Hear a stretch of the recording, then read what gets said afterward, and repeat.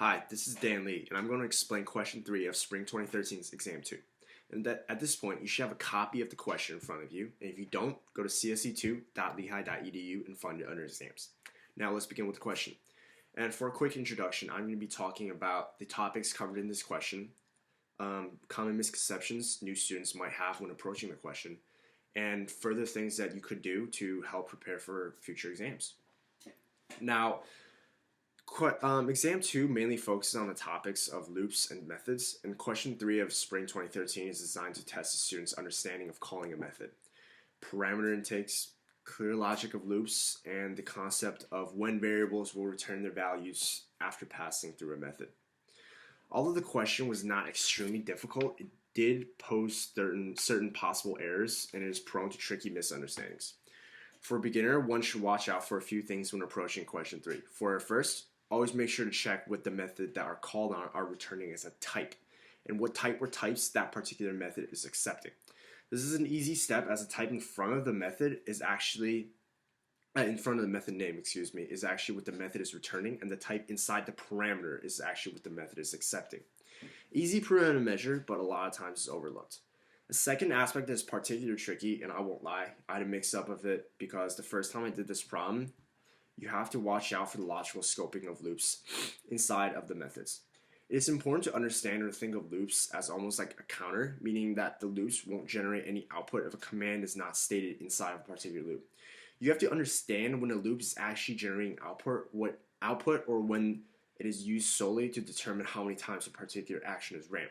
And we'll see this being demonstrated in part B of question 3 later. And to avoid these kind of mistakes, practice and try questions with nested loops, such as pyramid block questions, so that you can have full understanding of the logic behind the actions of loops and what they're actually doing. It is actually very helpful to take it slow at first and go through the loop one by one counter at once, to really dissect the loop and see how it is actually running. Aside from doing questions involving nested loops, you can actually practice questions with overloaded methods, as it will help you fully understand method calling and prepare for future exams. Although this particular question does not contain any method overloading, questions with method overloading actually really help students understand the parameter aspect of methods that is incredibly crucial to calling a method. Another aspect of methods that can be tricky is nested methods, or more specifically, calling a method inside another method call. So for example, question 3 of Exam 2 of Fall 2013 has a similar question, but unlike the question we're doing, question 3 in Fall 2012 has a method call inside of a method call. I would approach this question in much the same way I approach our question that we're about to do. However, the nested method call comes up, I will go through the inner method call first to determine what value the inner method actually returns. Then seeing if the value returned inside the inner method is the same type as the type accepted of the outer method call. And if it is, then I would use the return value from the inner method call as an accepted parameter value for the outer method call. And from that point on, you would solve a problem much like the same way that you would solve our problem, which I will later demonstrate again. It is with practice like these other more difficult questions that will give you a more fuller understanding to the concept discussed in the question. Now let's begin with question 3 of Spring 2013's Exam 2. Hi, this is Dan Lee again, and now we're actually doing the real tutorial of question 3. Now, at first we're going to do part A. Now keep in mind, question 3 asks you to write the output of the whatever is put here, and then write CE for compiler error, RE for runtime error, and if the output is an infinite loop, write infinite, so keep that in mind. So let's look at snippet A. Okay, so what I like to do is just look over the entire input first. So let's take a look. So public static int b, parameter int y plus equal 5 times 2 minus 1, return y. Okay, so that's the first method. Public static void a, parameter int x minus equal 2 times x, second method. Third method, public static void main, parameter string args, int foo equals 1, 4, int I equals 0, I is less than 3, I plus plus, system.out.println input, and then it's connecting a string to a value. So right at this point right here, it calls on method B, which is here. Quick thing to keep in mind. So there are 3 methods. at first you should identify that the void main, this is the main method right here. So always begin by processing this method right here. Also, another thing is that in the entire input, there's not one point where method A is called. And also realize that method A is actually a void method, so it actually does not return anything. So for this particular question, this entire method is irrelevant, so just ignore this.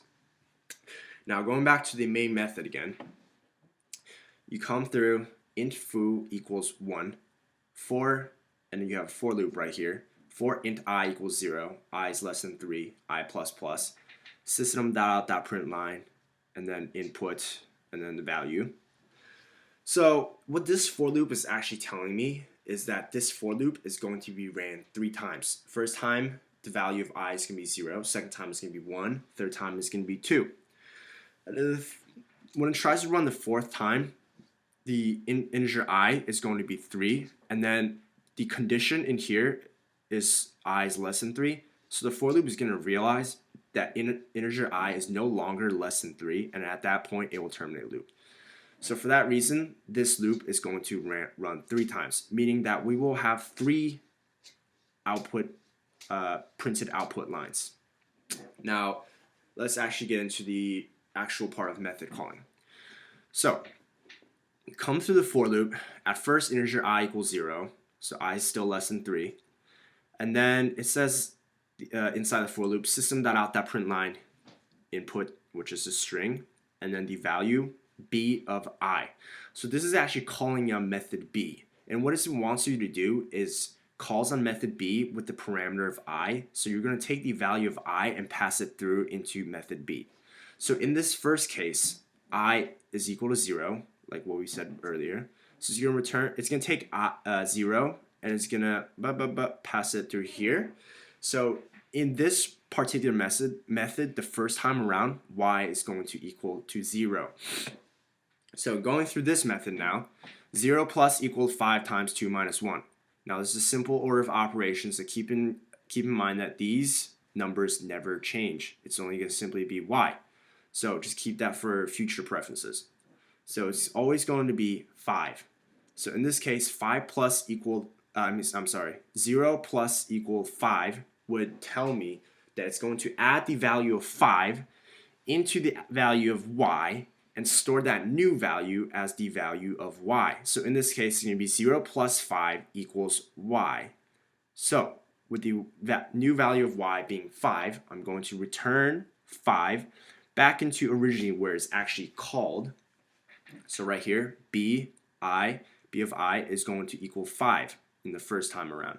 So you should write input colon 5. Second time around, it comes around to the end of the loop. It comes here again. Now second time around, it's going to be integer I equals 1. And it checks the condition. I is still less than 3. So take 1, pass it through here. 1 plus still 5. Remember that. 1 plus equal 5. So now y is going to be 1 plus equal 5.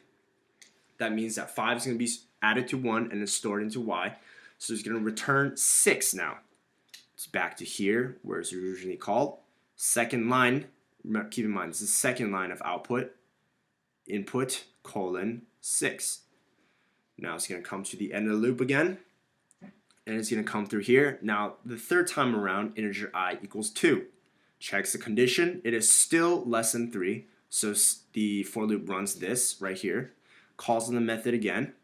So now it's going to pass 2 through here. So 2 plus equal 5 is equal to 7. So y is now 7. Return 7 back to here.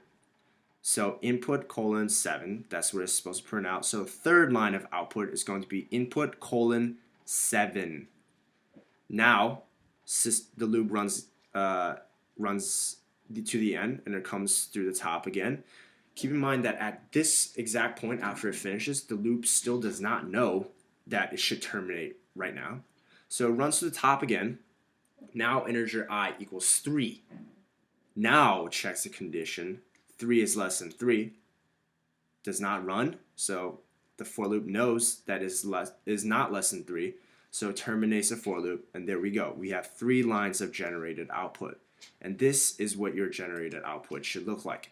Input colon 5, input colon 6, and input colon 7. So that, my friends, are part A. Okay, now let's do snippet 2, or part B of question 3.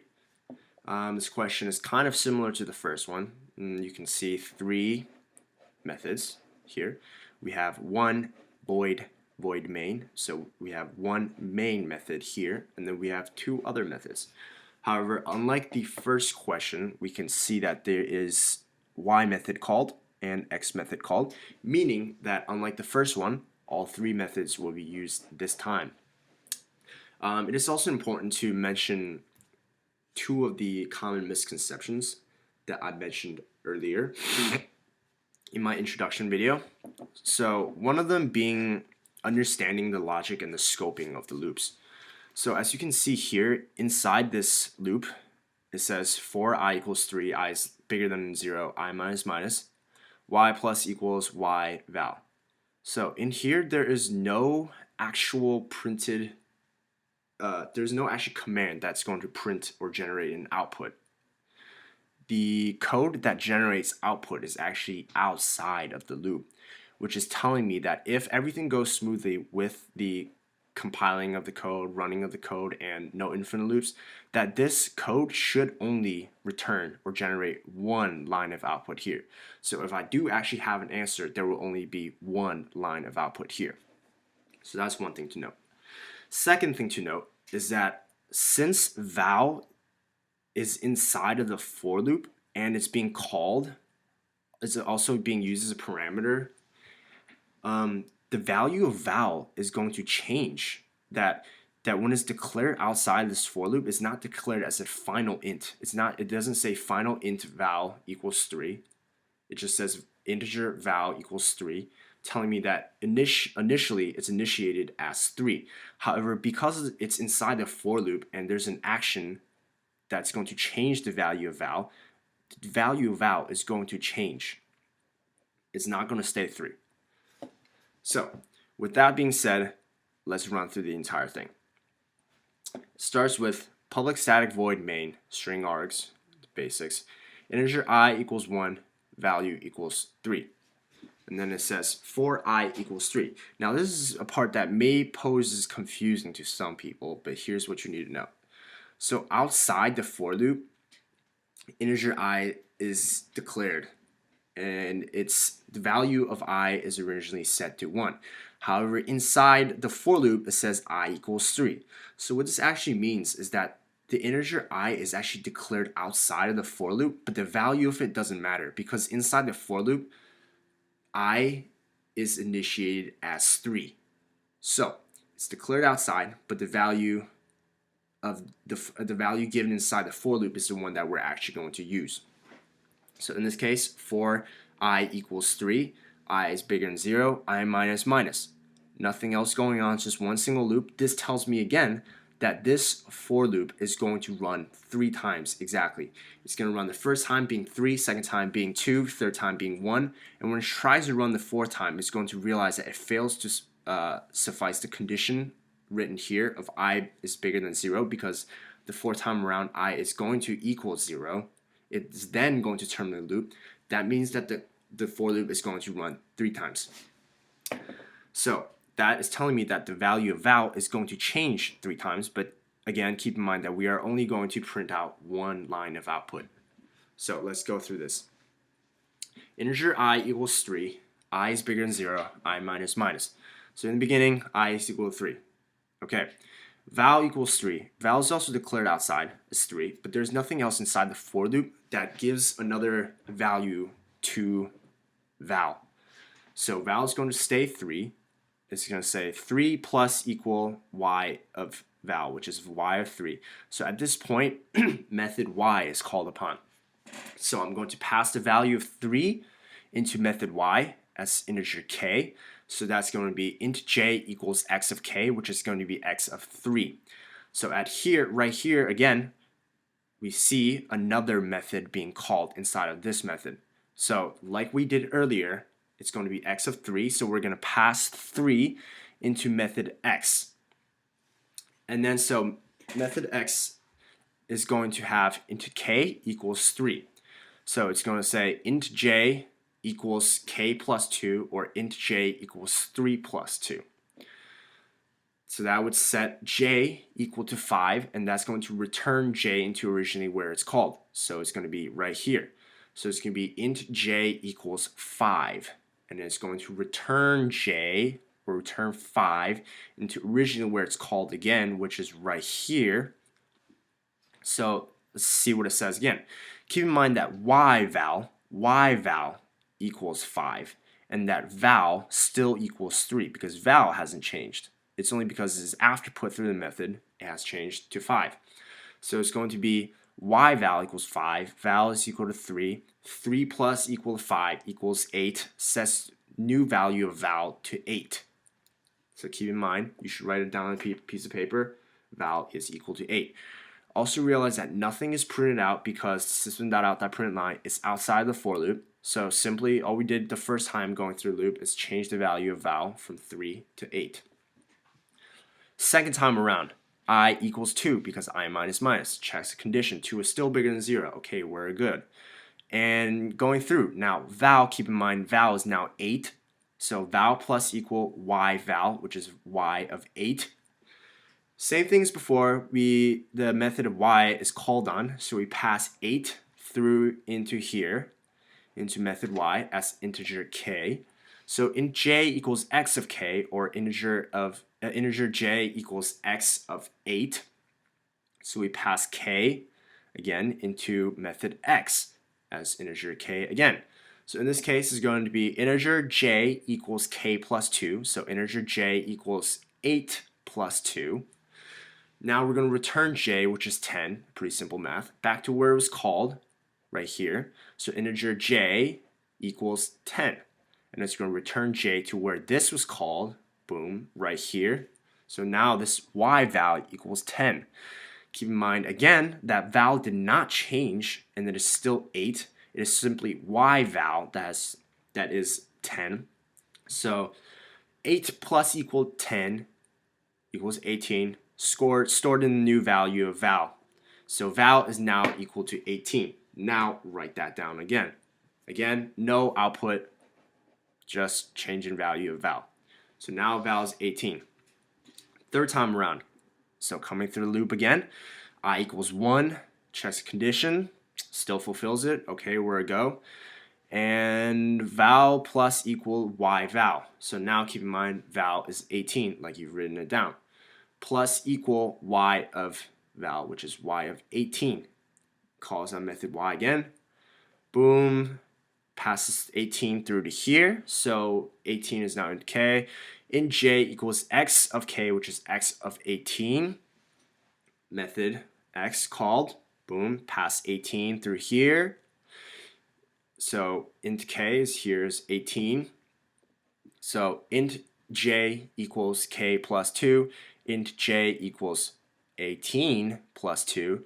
J is 20. Return 20 to where it was called. Int j equals 20. Return 20 to where it's called. Boom, back to here.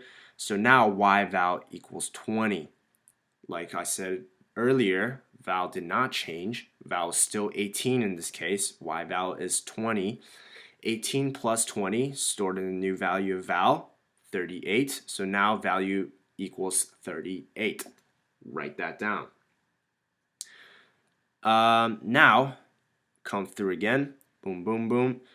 Fourth time around, I equals 0. Checks condition. Wait, what happened? I is not bigger than 0 anymore. Therefore, for loop ends.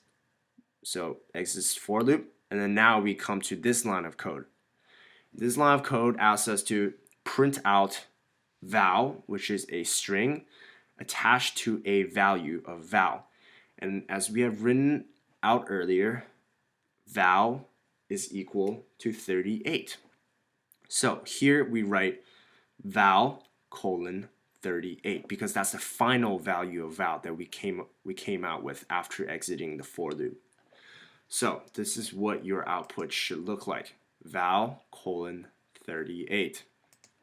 After we go through this line of code, we end the entire input. And so the answer of part B is val colon 38. This is Stanley again, and thank you for watching my solution to problem 3 of exam 2, spring 2013. And I'm signing out, and this is CSE2. Thank you for watching.